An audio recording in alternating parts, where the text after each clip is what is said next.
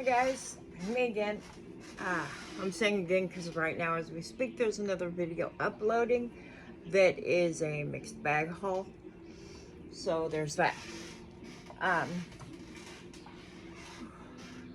I'm just about got these snow people done.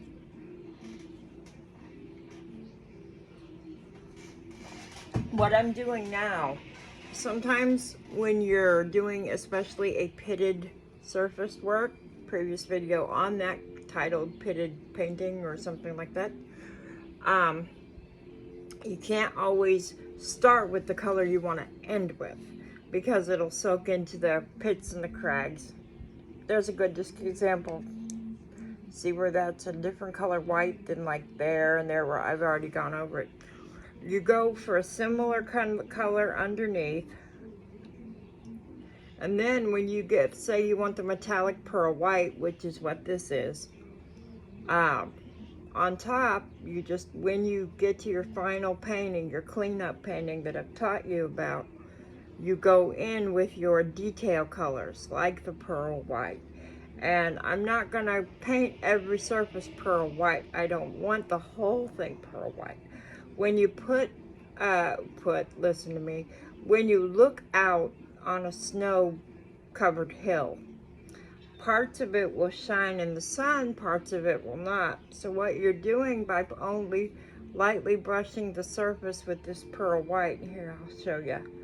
Load your brush pretty heavy, and then you're just going over, you're not even pushing down, just lightly skirt the top and just move the paint over. Doesn't matter which direction, you're just kind of glossing over the top of the piece, so that when they look at it, when the light hits it, it will shine just a little bit. But every crevice doesn't need to shine. I'm still finished painting these a little bit. Well, my paper towel landed in the floor. Because even when I'm finished painting, I have some other colors in my tray, like this one. I've got a metallic copper that I've got on the scarf.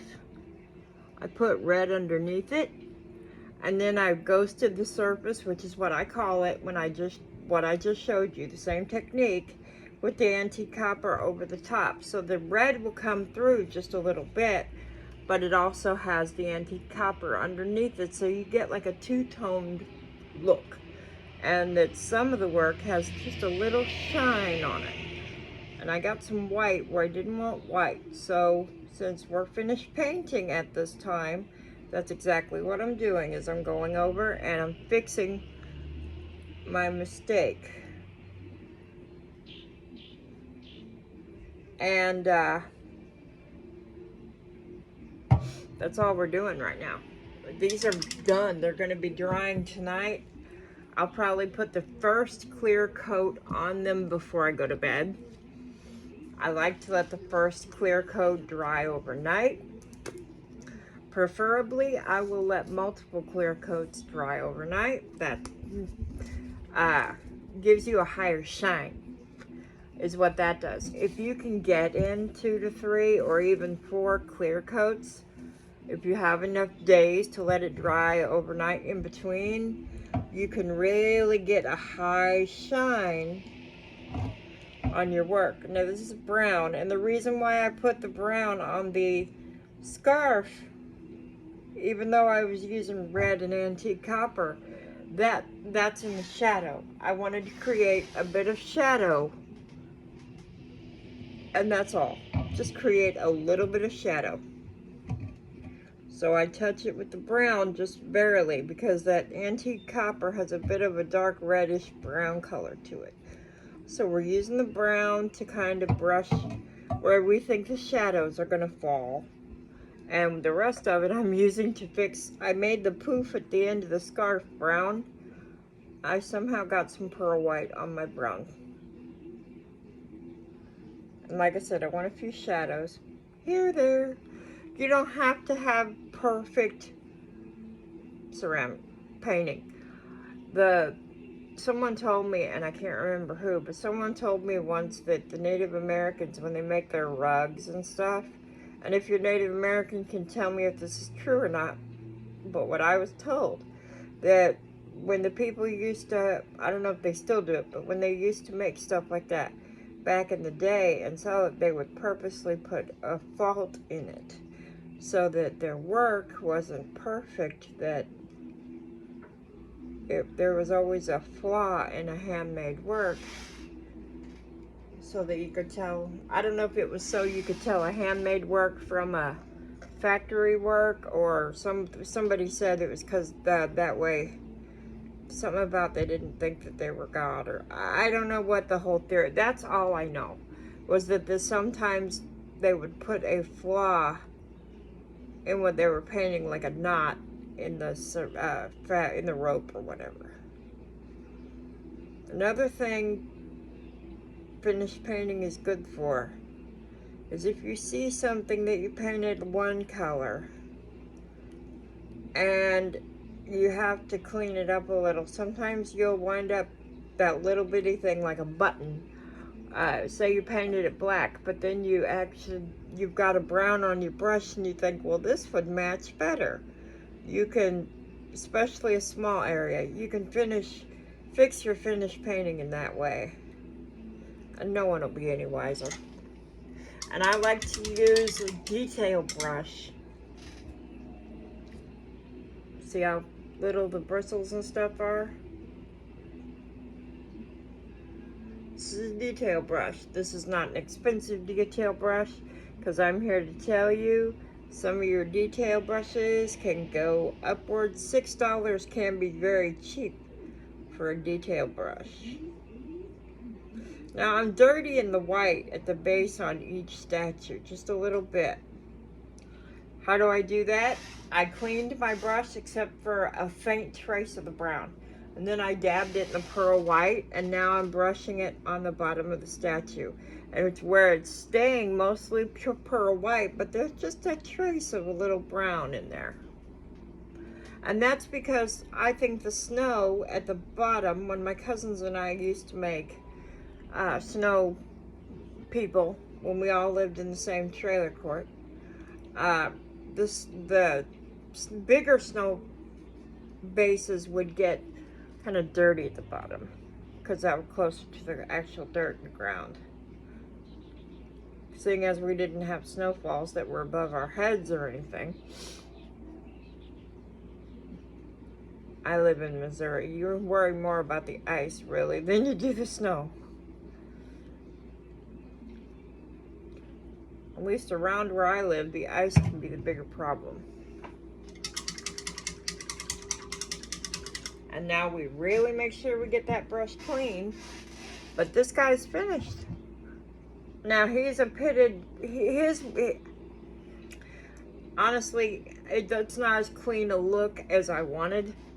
It's not as clean a painting job as I wanted, but when you're painting a pitted surface, it's not going to be smooth.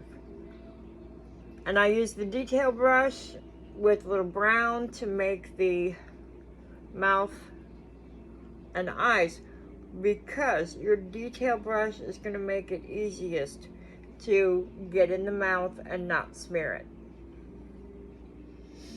So I'm going to put this over here where I've got other works drying, make some room here.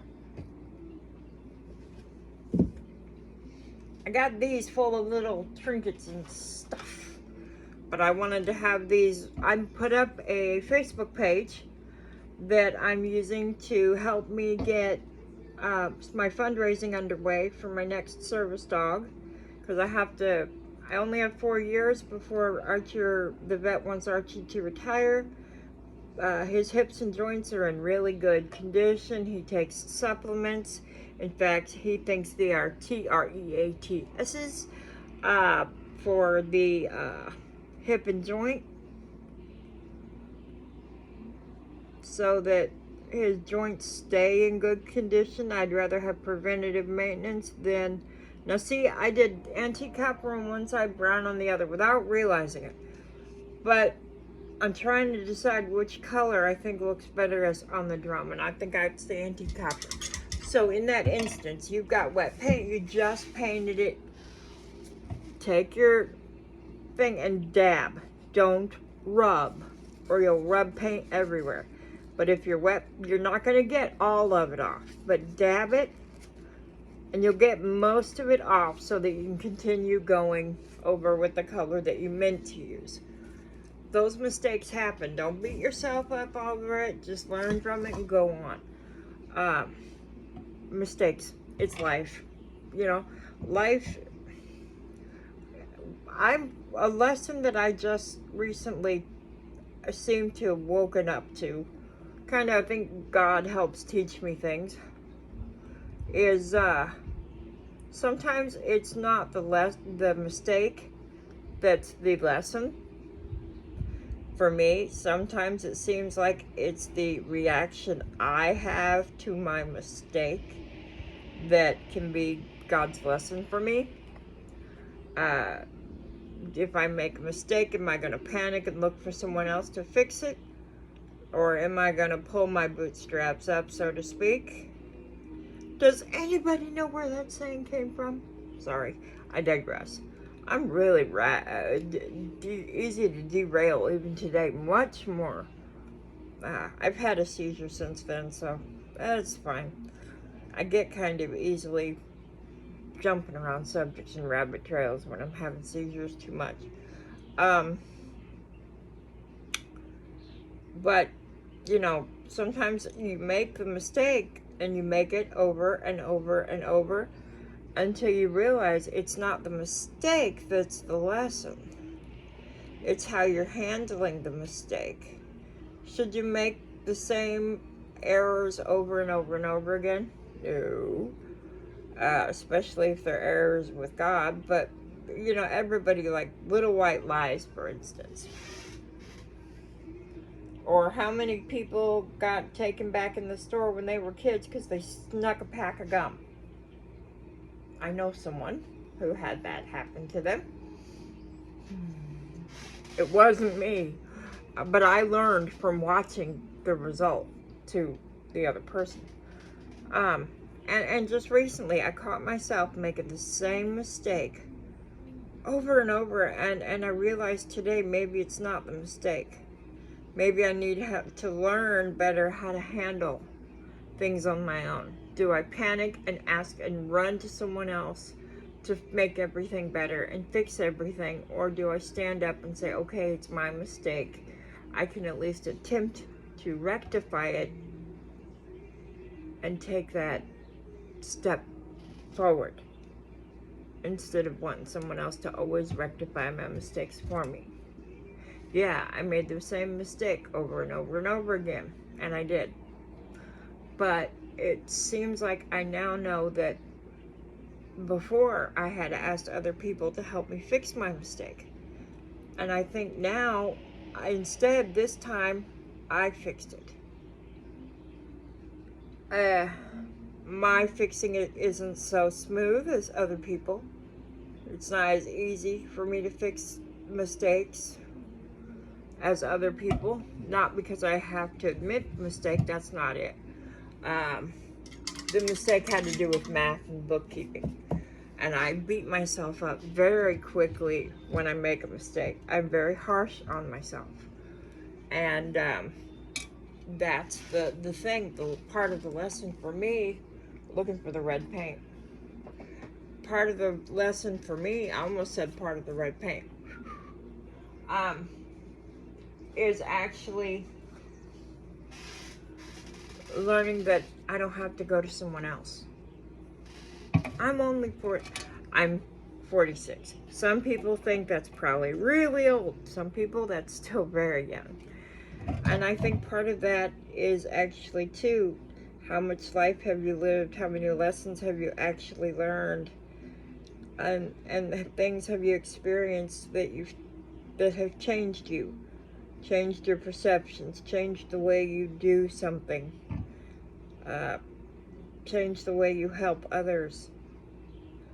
Lessons are learned in life no matter what age that you are.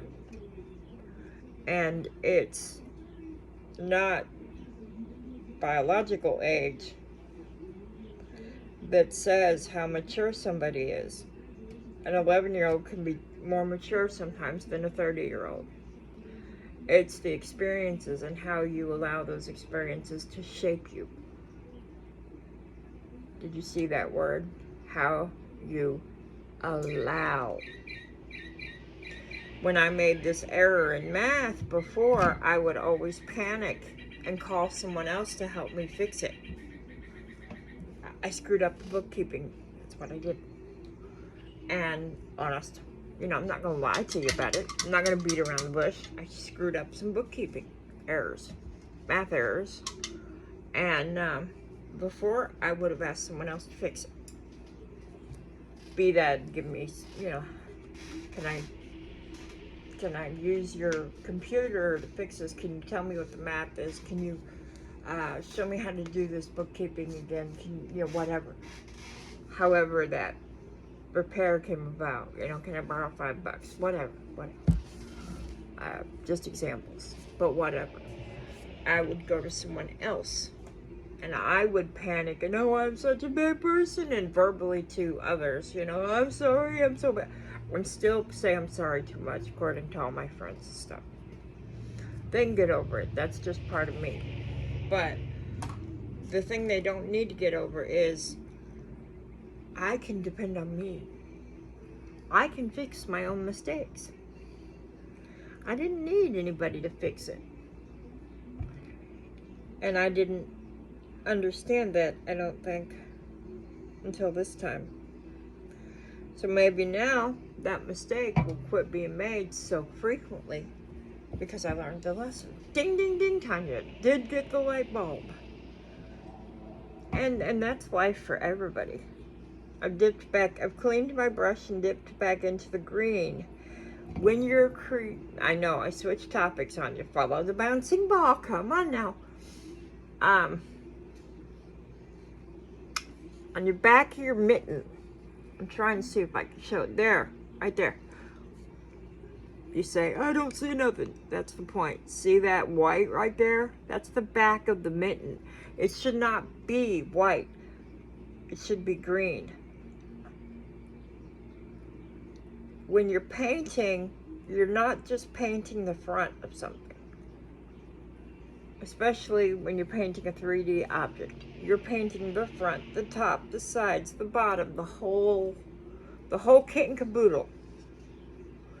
The whole mess gets painted.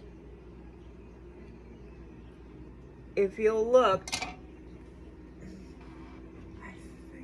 okay, now see, that was my mistake. I got to do that. Even the bottom's going to be painted. Is the bottom going to be painted as smooth? Now, if there's a signature on the bottom, let me stop you. If there's a signature on the bottom, if there's a date, which there's not, on the bottom of a work, you may want to rethink covering that up. Even though you've painted it, someone may want the original information, so I would not suggest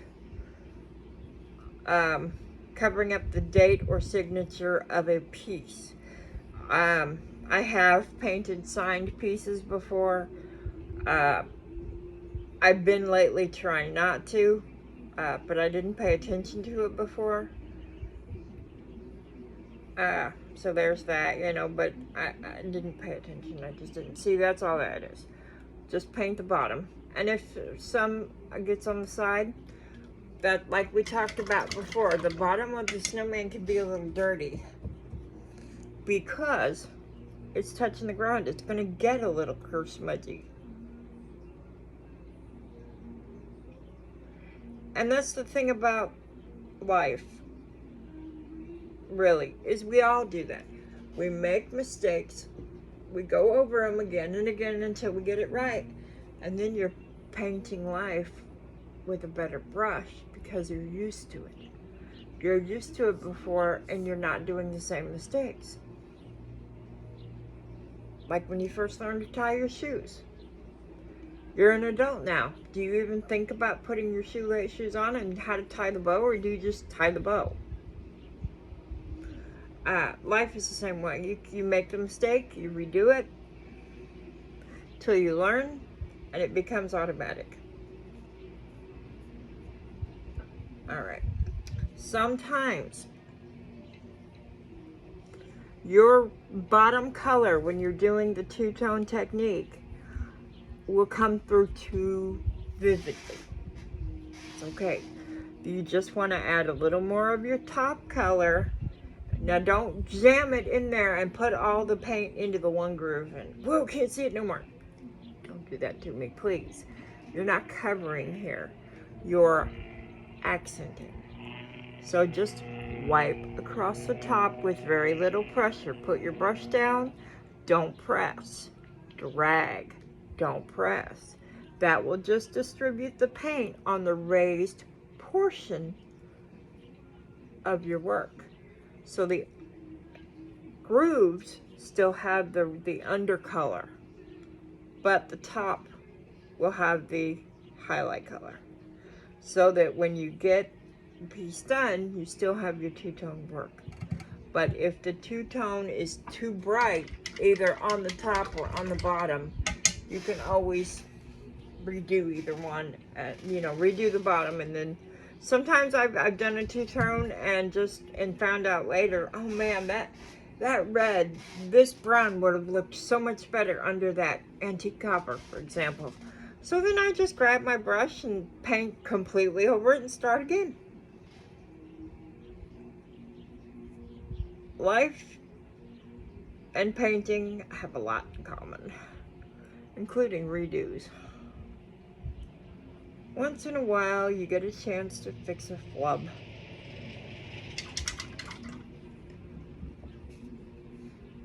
Sorry, my glasses were hitting the floor. And now I've cleaned your brush, and I've gone into the green. But see how I've got it on the tip?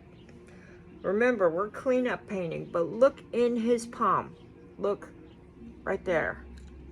See how all that green, that white is on that green? We don't want that there.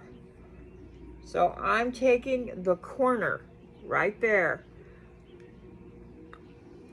I want to put the corner over the white and drag.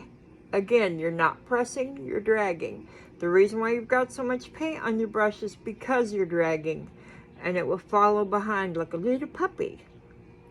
And then rotate your brush to a separate corner so you still have paint, and just drag it.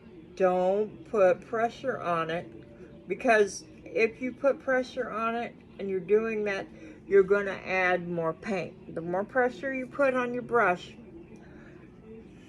the more you push down on your brush. That's what I mean by pressure. Oh, sit up. Listen, spoiled. When you put your brush down, this is pressure. See how it smashes the bristles? This is no pressure. The more pressure, the more paint goes on, because your bristles become flat. Okay? If you ever have any questions, or if my technique doesn't make any sense to you, you would like me to clear something up, go ahead and leave them in the comments. I will try to answer. I am not professional. I am self-taught. This is all stuff I have taught myself. So if you're a teacher, if you are taking a class, or you are a teacher of a class and you're watching this and going, man, this girl's not doing it right. I've never had an art class. I think my last art class, I was in 6th grade, or 5th. I have been teaching myself. So I am giving you the tips and techniques that I have developed. And some of the reasons I do things the way I'm doing them is because I can't see very well. So I have another, I may have a different way than you learned, because I have to account for legally blind. Sometimes it's just because I don't know any better. Again, see the back of the mitten now? Now do you see more the problem? when you're holding a piece and you need the back of a mitten or something like that, this is a weird angle. Okay, it's gonna make it more difficult if you hold it free because you gotta support the work. Put it on its edge like this. Just rest part of it on the turntable. Don't press down hard on it, you may break it. But just kind of tip it up and put part of it down to make it easier to hold. Again, I've got a little bit of paint on the brush. I'm gonna go in and put a little more on the corner. It's on the corner. And what I want to do, this has a lot more white on it, so I'm gonna point that corner right down in to start in the crevice. I like to do the hardest part first so that if I have to fix my mess up, I'll see it right away. And just get down there in the corner, and you do want to put a little pressure if there's more white. Because we need more paint to deposit in that area because there's more to fix, okay, on this one than the last one. So just do that. And there's the back of the mitten fixed. And if you leave a gap with a little white showing through when it's a pitted work, that will, to my vision, that's okay sometimes because it can make the work look a little more uniform because it mimics the texture of the whole piece instead of forcing that texture to be what it's not. Same technique. We're just going in by the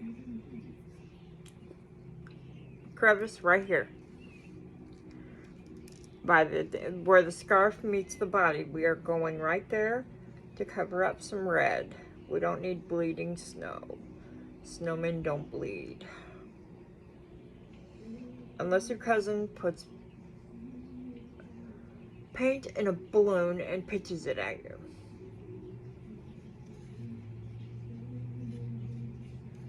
Wasn't me who was throwing it at though. Wasn't my cousin either. It was my friend's cousin. Oops. I got to talking. I messed up. Here's another technique. Get a little water on your brush, not wringing wet. Tab it on your towel or whatever. Just a little bit of water. Go in where you messed up and scoop. You're just flicking up. You're trying to get the main part of the mess up. And sometimes it's very small. Instead of putting it back in the water, because I really don't need to, I'm just going to do this kind of stroke down on the paper towel. Since there was so little paint on the brush, that should get rid of it. If you want to wet your brush, you still can, but it's good. Okay? So now dab it in the white, because that's where I was going instead of the antique copper, but they're right next to each other in the paint tray. Ha ha. And I'm going to push down and pull the stroke down. Push down, pull the stroke down.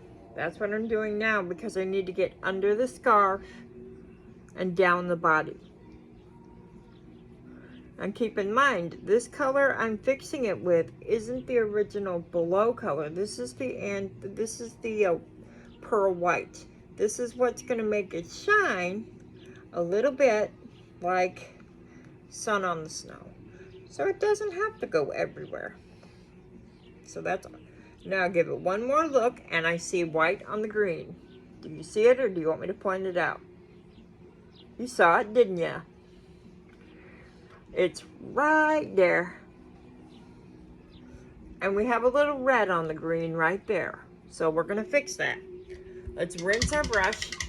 We're still using the fan brush, I think. Yeah, we're still using an angle brush is what this is. We're going to go on to the pearl white now. We're still using the top color, remember, because this is a pitted surface, so I'm not going to be switching back and forth a lot. Hold on. While I'm seeing that, I want to fix it. Okay, where was I? Oh, yes. See, I even lose track. Oh, good thing I noticed, because that's the wrong color. That's all right. Wipe it off. Clean your brush, because there was a lot of paint there. We need the green. And we are going to go clean the white. Now right there is a different technique. I'm only using a few bristles on that top corner right there because it was such a small space. Sometimes you can't get the whole brush in the space. Now I'm going to cover the red first because it's the driest. The white might be a little wet still because I think I just did that. So I'm going to do the one that's dry first because the other one I might get the white and green paint might mix if it's too fresh. And I'm just going to hold him upside down because remember, you've got to do the underside of your work. People pay attention to that stuff. They may not consciously notice, but then they'll pick it up and they'll start looking at it closer, and then they might put it down and politely walk away. But inside they're thinking, man, they didn't finish that. Or, I just can't put my finger on what's wrong with that. It's the same reason you put leaves on your fake flower wreaths.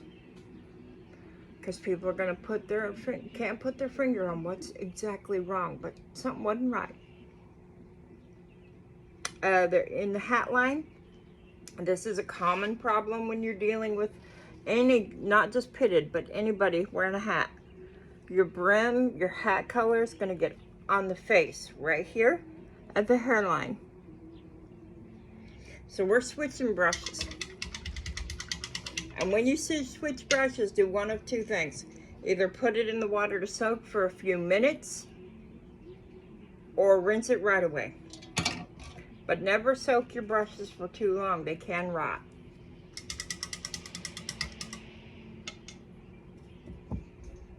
I'm going back in with my detail brush, and I'm going in with, did I put the brown away? I did. I'm still looking, oh, hold on, let me put the red up before I lose track. I'm a little scatterbrained some days. Grab the brown. This is burnt umber. I use a lot of burnt umber, so I went ahead and put the investment. It's $5.90 some cents, so about $6 for 8 fluid ounces at Wally World. Walmart. And now the metallics are more expensive. You got $1.97 or so for 2 ounces. But go in with your detail brush. Now, even though this is a very small brush, I'm still going to angle the brush, the handle, the back of the handle right here toward me. That's going to push the bristles out further and angle it like this, like you're writing. So that the tip, because when you're writing, it's the tip of your pencil that should be touching the paper. It's the same with this technique. We want the tip of the brush in that crevice. We don't need all those bristles in that crevice or it's going to mess us up. So we're going to go with the tip of the bristles in the crevice. And if you think your hand's going to shake, brace it against something. If you have nothing that you can think of to brace it against, go to the cupboard and grab a can of soup or whatever and brace your hand against that can good. I'm going to use my turntable. Sometimes that's not all, and I'm having trouble holding the snowman up. So I'm holding it with my pinky against to give me a little more stability. Now I'm just going to go in, and instead of dragging, you're going to flick. Flick, you just put your brush down, a little bit of pressure, and flip it out. That's a flick technique. That's what I call my flick technique. Now that doesn't take a lot of paint, and I'm painting out of the lid here instead of pouring out any paint because I'm going to be using such a minuscule amount. Even that's a little too much, see? So I'm going to wipe a little bit of that off. That's better. Now go in where you see your next white on the hairline and flick. When you get the carrot nose or something like that in the way, your brush will bump it. I'm using the back of the brush so you can see, but your brush is going to bump it. So keep your bristles down and just move the brush, use a drag instead, and drag the brush back till you're clear of the nose. Then you can keep flicking. That way you don't get the nose all brown. And it's just a case of knowing when to use which technique.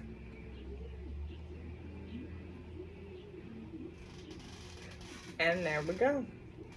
Is it perfect? No, but I kind of wanted the snowmen to look a little rough because they're all rough. So there's, oh, you're right. You told me, didn't you? Tanya, we forgot something, didn't we? We did. So clean your dental brush. Where is that coming from? Clean your detail brush. Bring your angle brush back out and go. You want to have the color on the bottom to be the same through each piece if there's multiple pieces. That will give it some congruency. I was trying to see if there was an etching there of a signature, but there's not. And generally, unless you've got a high dollar piece, I'm pretty sure what I'm painting from the thrift store isn't going to be some Miracle Monet or something that I've knocked the value down disparagingly because I painted it, okay? I've never seen one of my ceramics that I've picked to paint on Antiques Roadshow.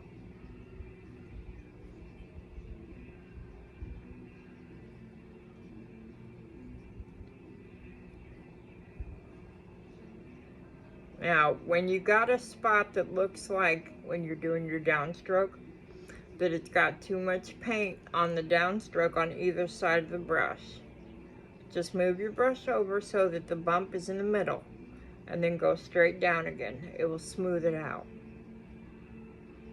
You don't need more paint or anything, you're just going to move around the paint that's there.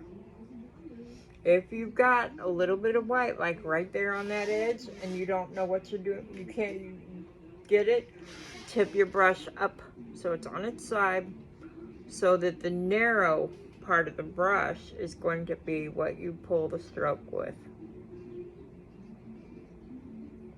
And there you go. I'm going to take, I got a little too much antique copper on the bottom, even for my tastes, but I want to show you. This is all I'm putting on the brush. That's all I need. Now in this case, let me show you before I fix it. There. See it? Right along there, the bottom. I'm going to rest my brush and stroke it down. That's it. That was the stroke. That quick. Too much paint. I'm just pulling the stroke down real quick.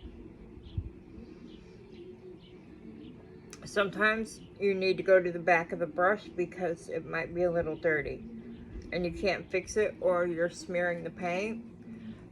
In that case, load your brush with a little more paint, about like this. Clean on this side, load it on that side. You got your dirty spot, and you're going to lay some extra paint over it. You're not pushing hard, you're just gliding it over the top. Just like that. Don't push it all. And that will deposit the good color on top. Let that dry without touching it, and the bad color is going to be hidden. Sometimes that's all you can do. Sometimes that's all you can do is hide your mistake. And just realize, you know, this is hand done. It's not going to be perfect. It's going to be imperfectly perfect. I tried for a light yellow gold. It didn't work. So, since I can't get this off the terracotta without breaking the terracotta, I'm making sure I had a dry well to use. Always shake your paint. I've told you before, you can put a ball bearing in there, a little BB or something to help shake it up. What they put in some of the fingernail polishes. Alright, so you got this little pot and you want to paint the outside. Put it on your fingers and then move your fingers out. What you're doing is balancing it on your fingers and moving it out helps keep it steady. It's not great, don't go flinging your hand around like I just did, but when you pull your fingers out against the sides of the pot, the pressure will keep it steady. Now we're going to dip into the ice blue, and because this is a light color over a dark color, you can see splotches of the terracotta. That's fine. We're just going to color it, cover it. Sometimes you have to put a color under another color, or sometimes it's not going to work at all. Alright, that tells me we need to go with a different color. So, I just tipped it off my fingers. I want to put that light blue back in the bottle because of metallic. I don't have a lot of it, the light blue right now. So scoop it on your brush and then just wipe the rim. Scoop like that and then wipe on the rim. And you're putting it back. Now, if your color has gotten contaminated, do not, for the love of holy, mix it back in with the bottle. Because if you've got another color in there and you put it back in the bottle, you've just changed the whole bottle. And especially if it's in a more expensive bottle of paint, you really don't want to do that. Just leave it in the paint tray, let it dry, and then peel it off. But since that's the wrong lid. Since that color's too light, we need to go with a darker color. Excuse me a moment. That's not it. I love these bigger things, but sometimes they're bumpy. I don't have a second paint tray out, but I need to put the white paint back. It's not contaminated. And put your paint lids on pretty quick if you're not going to use your paint, because it'll dry out.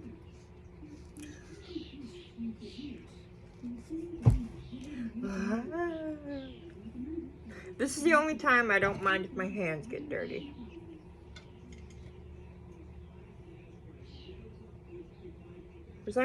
No, I was using a bigger brush. Is it in the water? It is. There it's not. That's the wrong one. There it is.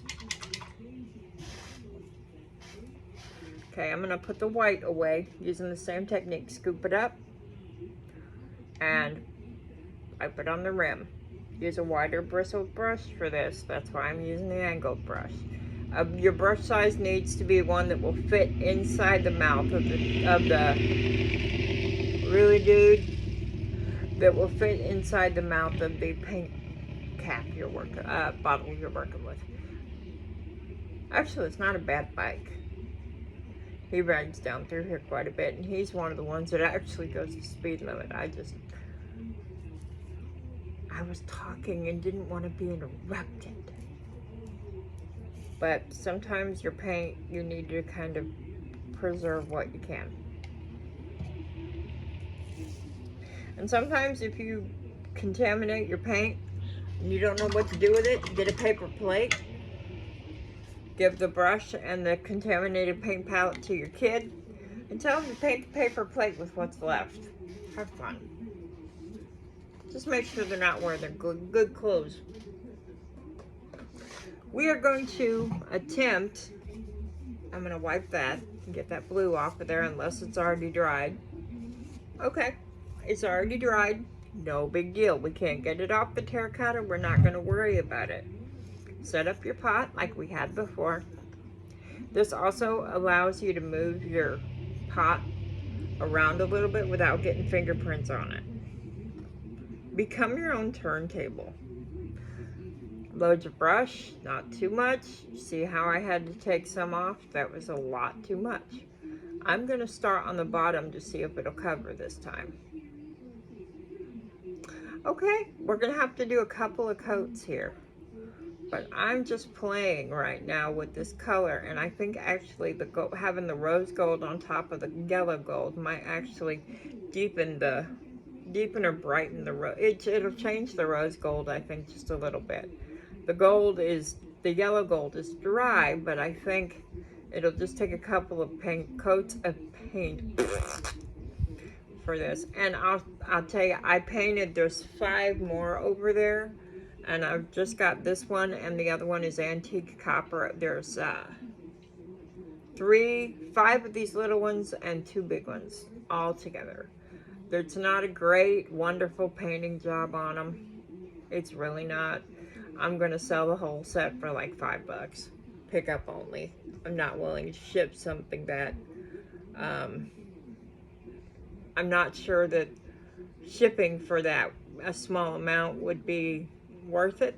So I might not even put these on the Facebook page. I might just put them in the sale for June 11th, because I did not like the job I've done on a couple of the pots, but I figured someone might want something fun to plant in, and even if they don't look great, they might like it. You never know. Some people are eclectic like me.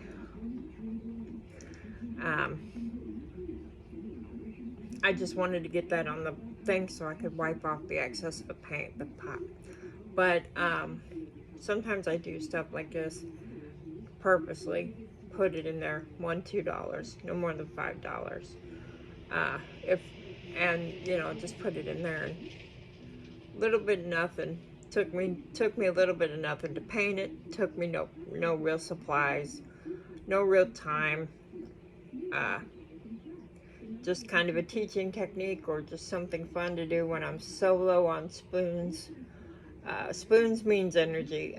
One of the people I used to watch on YouTube before she passed, she was a traumatic brain injury survivor, and she would always say, she said that someone told her, you know, that the energy for disabled people is like having 12 spoons in your hand. And every activity takes a spoon. Some activities take 2 or 3 spoons.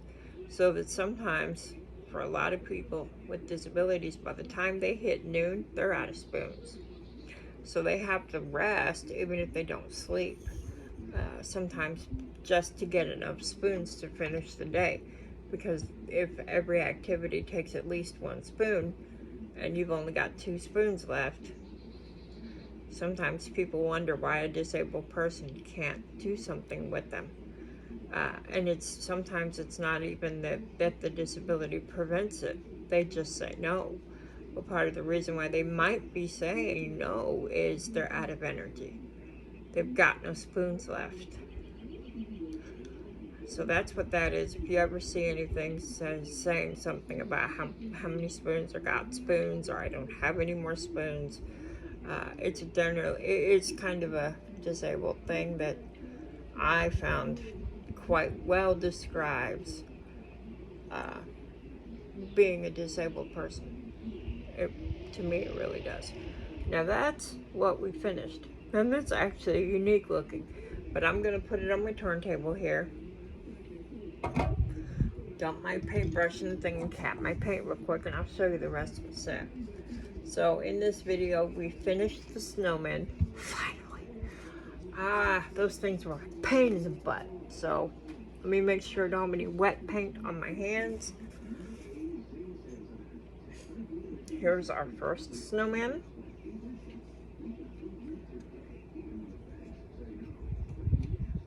My turntable's a little uneven because there's dry glue on it. Here's the second snowman.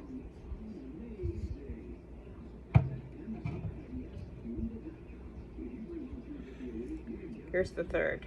And they're already ready for their top coat, their first top coat. These things absorbed the paint really well. Let me see if I can lift you. There's the set. And they will go on the Facebook page to be sold together.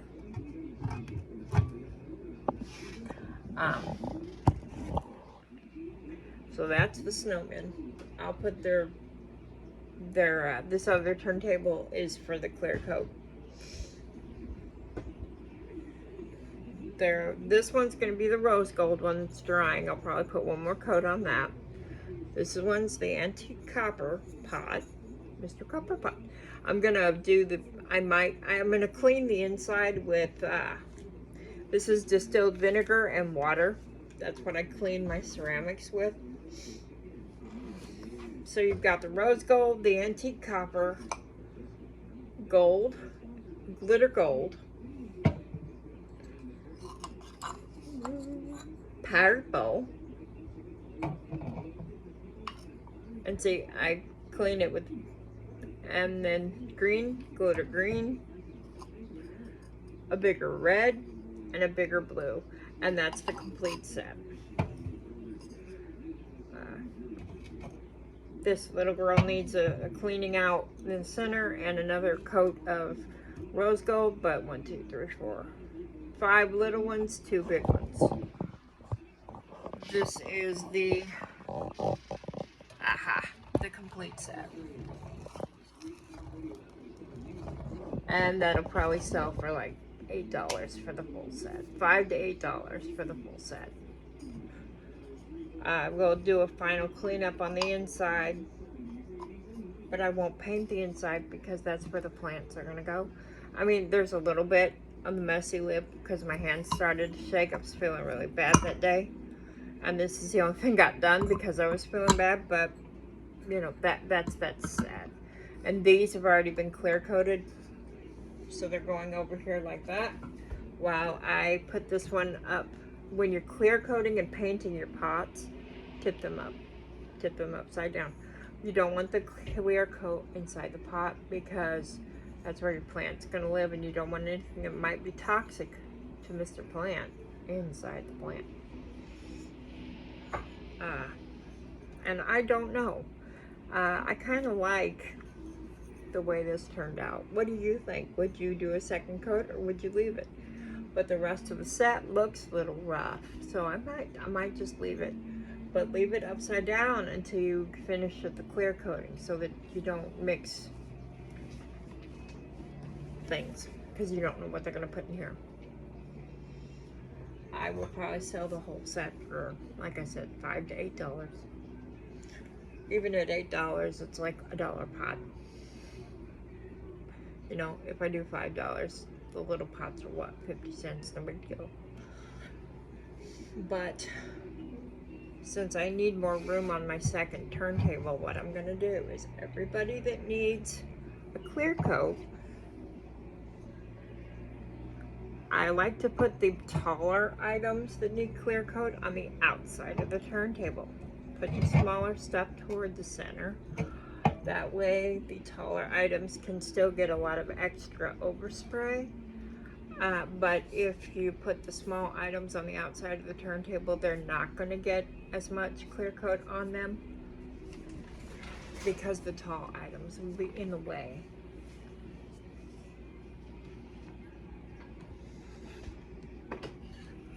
Clear coat.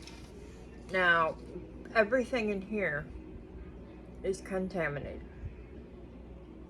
So I'm gonna wash this, but if you have kids, grandkids, or heck, even you wanna play, you can kind of mix this. Don't mix it all the way.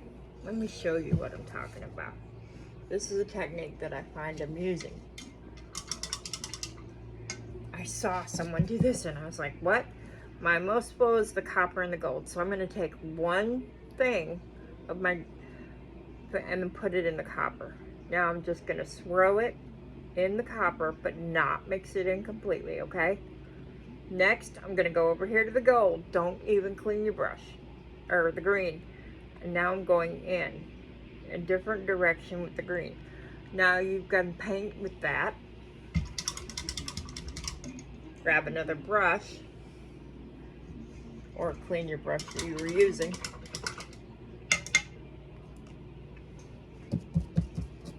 Do I have something I could paint on? Let me look. Hold on. Let me find something.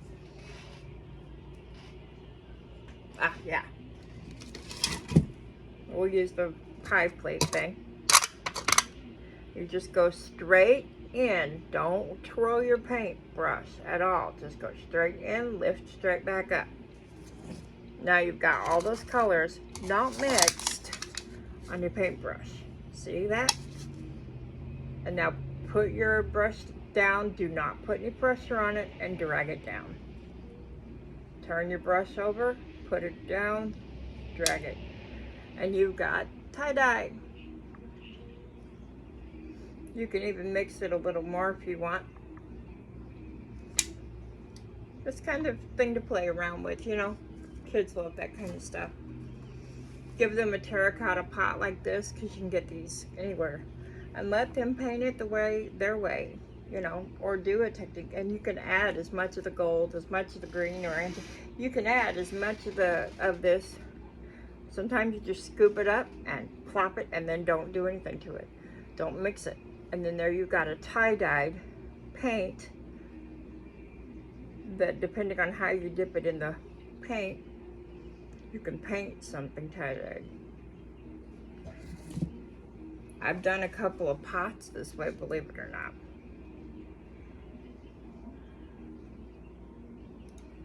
Just have fun with it. No big deal. You already bought the paint. Might as well play with it a little. Now, I'm gonna wash the paint palette, but what I do, I'm gonna let this dry actually first. And then once it's dry, blowing out a bubble, once it dries, you can peel it right off out of these wells, and it makes this easier to wash after I get the paint out. So that's our painting video today. I hope you had fun. I hope you learned something. And one of the things I was going to tell you, the reason why I like to keep in this with the center, the small